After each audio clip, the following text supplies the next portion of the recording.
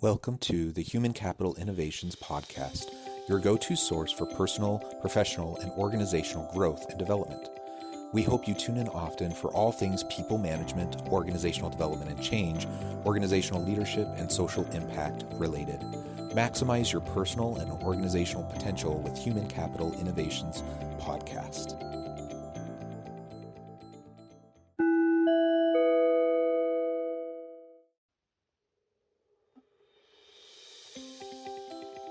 Welcome to the Human Capital Innovations Podcast. In this inspiring TED Talks HCI podcast episode, I explore the recent TED video, 5 Ways to Create Stronger Connections.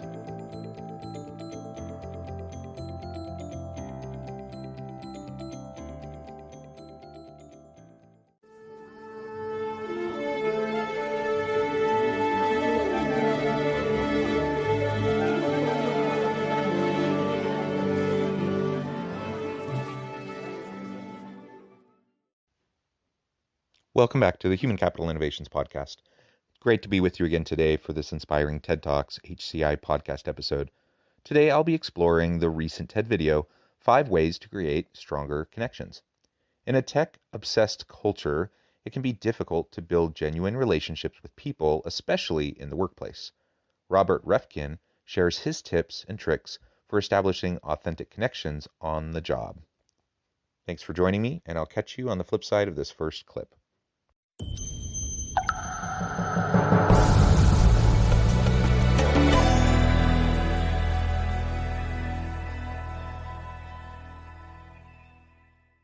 So when was the last time that you wrote a handwritten note? It's probably been a while. Technology has changed the way we communicate. We send emails, not letters, text messages, not phone calls. We order delivery instead of cooking dinners in our kitchen, all in the name of efficiency. But here's the point. Technology has made it easier to communicate, but it hasn't made it easier to connect with other human beings. I found that the secret to connecting in the high-tech, fast-paced world that we live in is doing a few small things the old-fashioned way. Are we sacrificing genuine and authentic human connection for efficiency? It's super tempting. We live very busy lives. We're running around, often like chickens with their heads cut off, trying to get from one thing to the next, trying to fit and squeeze everything into the limited amount of time that we have. We're often running ragged, and the thought of taking the time to pause and slow down and genuinely connect with those around us in today's culture almost seems a bit absurd. We tend to idolize efficiency and constantly point out those who are most productive and get the most done. And while productivity is important, and if we want to have success in life and success in business, we have to be able to accomplish things. But we accomplish things with people. We can't do things alone. And whether we're talking about at home, I have a wife and kids. I accomplish things together with my family.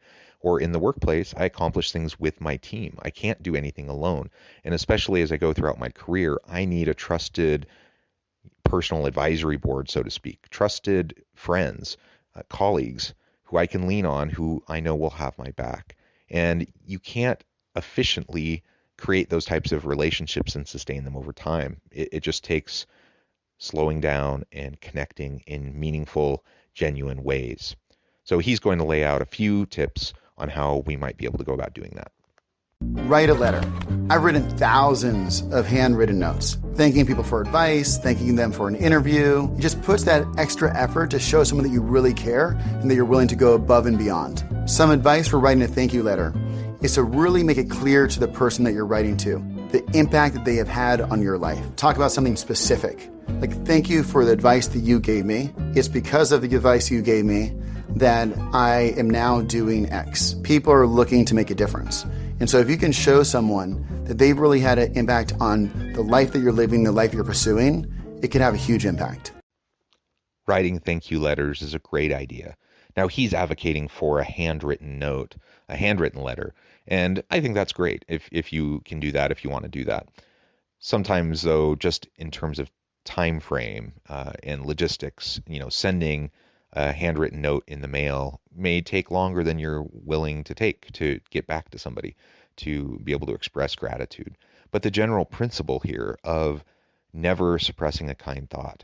If you have had an interaction with someone who's impacted you in meaningful ways, express that to them. Share that with them. Be specific. Tell them how they impacted your life and how they made a difference. And do it right away. And a handwritten note's great, but that doesn't always work. And so feel free to pick up the phone and call them, or send them a text or an email, or just say it to them in person. I think the general idea here is just be sure to express gratitude often, and to make sure that others around you know that you truly, genuinely appreciate all of their efforts to help you, and that you are there for them to help them as well. That will help you to build deeper bonds with those around you. Pick up the phone and dial. We've hired thousands of employees, and I've personally called every single one of them to welcome them to the Compass family. I'm able to set the tone of really what I want the company to be, where people go above and beyond to make people feel welcomed and to give people a sense of belonging. And sometimes I call people on their last day of work. When people leave, sometimes they're more transparent than they ever were when they were actually still at the company. And so it's a great opportunity to get the kind of feedback that it's very hard to get otherwise. It's so easy and frankly rather tempting to just send someone a quick text or to send them an email or something like that when you need to touch base with them.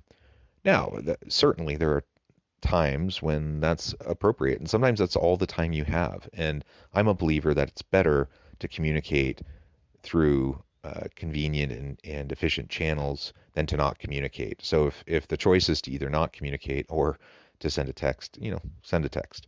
But it is meaningful to take the time to call the people around you. Pick up the phone and make the call.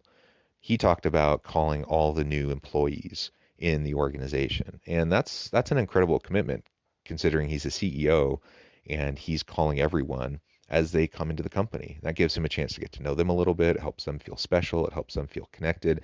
He can model for them the sense of belonging and purpose and camaraderie amongst the team. He also talked about calling up people before they leave, when people are willing to be honest and really straightforward with what they experience, the good, the bad, the ugly even. Taking the time to have those conversations can bring about a lot of good within your team. It can help you learn a lot. It can help you share and reinforce the culture that you want. And it simply shows others that you care, that you're willing to take the time to go and do that.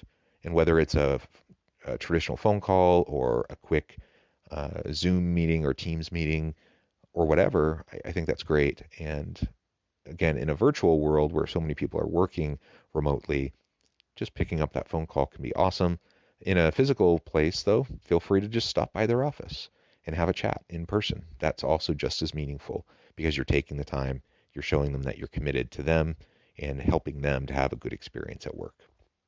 Ask interesting and meaningful questions when you get outside of the office. When I'm traveling the country, every single night, I'll have a dinner with people in the company. And I like to ask questions like, what's your underlying motivation? What's something that happened this week that meant a lot to you? And when you go around the table and people really open up and people are able to engage, it sets a different tone. When people come back to the office, they can see each other and they know each other in a deeper way.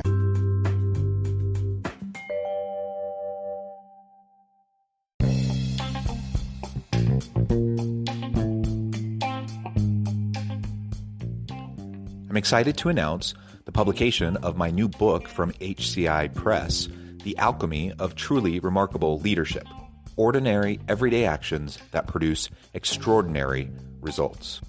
Consider how the nature of work has shifted over the past 50 years. With increased globalization, rapid technological advancement, and the shift in economic composition, the average job of today looks very different than the average job of 50 years ago. What will the jobs and organizations of tomorrow look like? Moreover, what does this all mean for organizational leaders? What are the core competencies and capabilities of organizations and their leadership that are prepared for continued disruption and geopolitical and socioeconomic shifts? Regardless of what the future holds, increasingly, leaders need to be socially minded, data-driven, decisive, champions of talent, and disruptors of the traditional notions of leadership, teams, organizations, and work. The Alchemy of Truly Remarkable Leadership will help you to explore your own leadership competencies and capabilities and consider ways to apply and implement them into your workplace and personal life.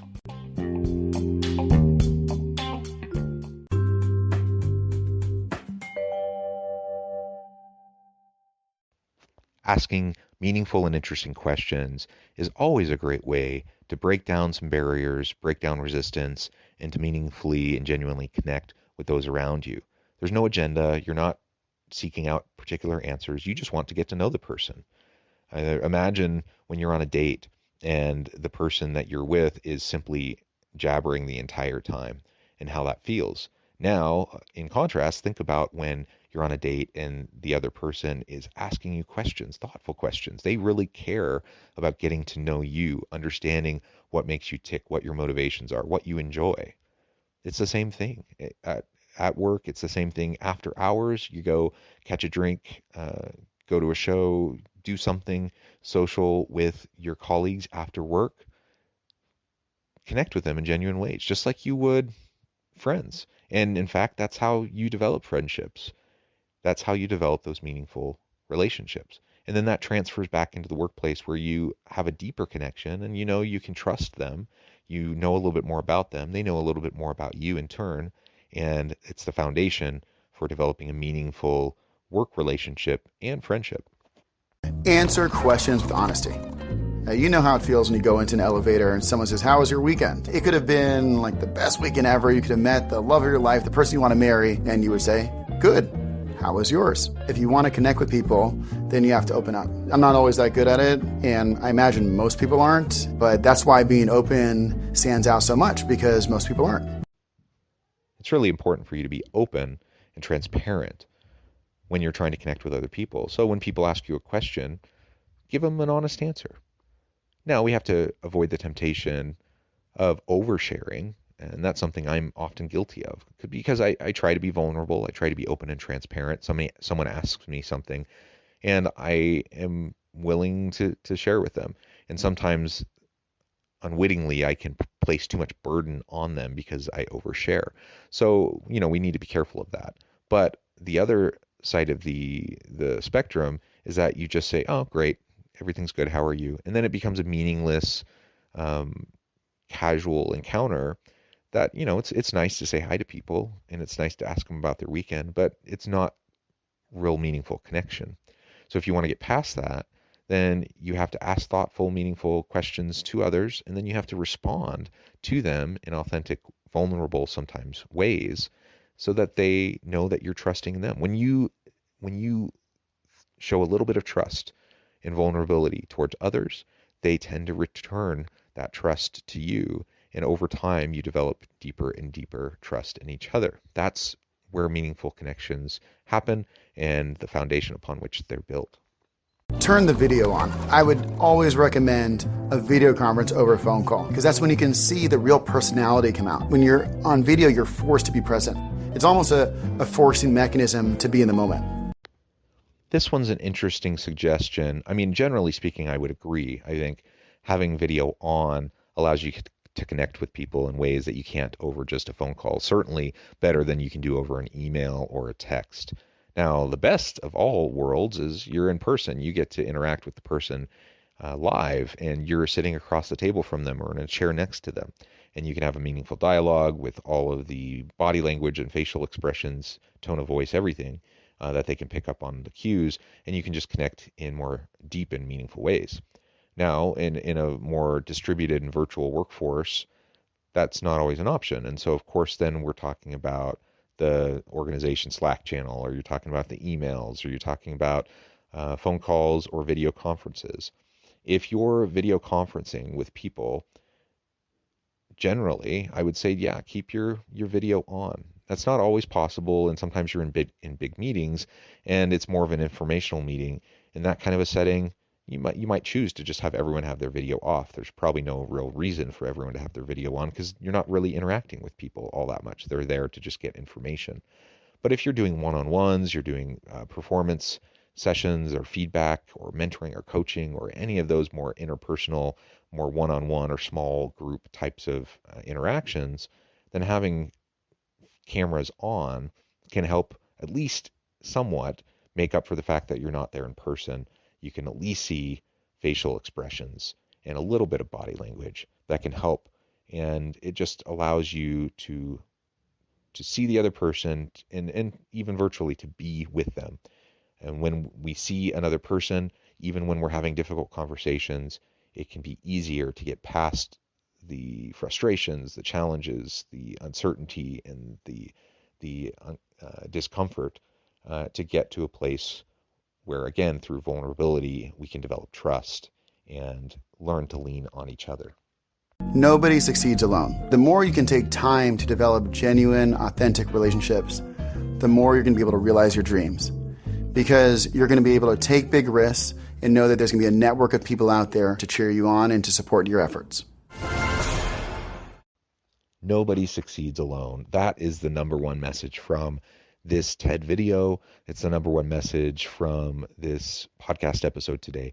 I hope that you really take the time to stop and think about that, to self-reflect on your relationships at work. You're trying to grow, you're trying to develop, you're trying to get new opportunities in your career, and you can't do it alone. We need to lean on other people. We need to develop meaningful, authentic, vulnerable relationships built upon foundations of trust with people in our teams. And we can create those informal personal advisory boards of trusted colleagues, trusted friends, who together throughout our careers, we can be there to support each other. As we have that support, we lean on each other, we can accomplish much greater things. We can surpass our own individual potential because we're having synergies and connecting with other people. He laid out 5 different tips for how we can go about connecting more in authentic ways with those around us. Those are just 5. There are many other things we can do. The bottom line is we need to focus on those connections. We need to not allow the siren call of efficiencies and productivity and the use of technology to take us away from authentic, meaningful, genuine human interactions where we can develop those relationships over time. It does take time. It does take effort. It doesn't happen magically unless we're committed to it and invest in developing relationships with other people. It won't happen. So commit today to take the time to focus on developing relationships with your colleagues. And you don't have to go all in immediately. And again, like I said earlier, avoid the temptation of oversharing, and you don't want to be emotionally burdensome on other people. But in measured ways, being vulnerable and authentic with those around you gives them permission to do the same and to connect with you. That's how we start to develop friendships. That's how we start to develop meaningful relationships with our colleagues. Thank you for joining me for this episode of the Human Capital Innovations Podcast. As always, I hope you stay healthy and safe, that you can find meaning and purpose at work each and every day, and I hope you have a great week.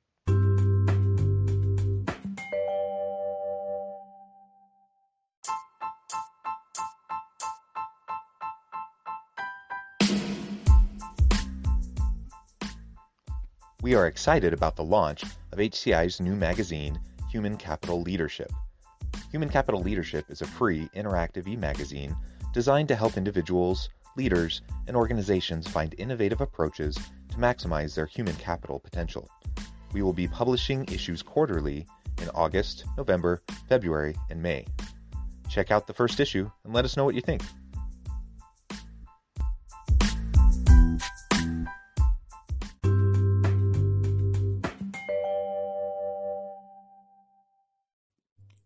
Thanks again for joining us for this episode of the Human Capital Innovations Podcast. I hope you stay healthy and safe and that you have a great week.